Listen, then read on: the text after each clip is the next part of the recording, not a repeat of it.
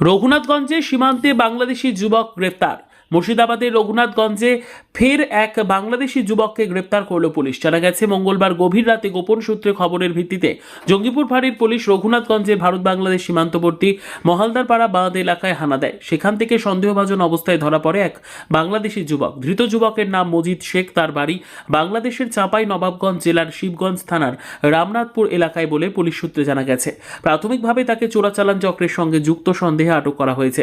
Police সূত্রের খবর, ধৃত যুবককে থানায় নিয়ে আসা হয়েছে এবং বুধবার তাকে আদালতে তোলা হবে। সীমান্তবর্তী এলাকায় এই ধরনের অনুপ্রবেশ ও চোরাচালান রুখতে নজরদারি আরও বাড়ানো হয়েছে বলে পুলিশ জানিয়েছে।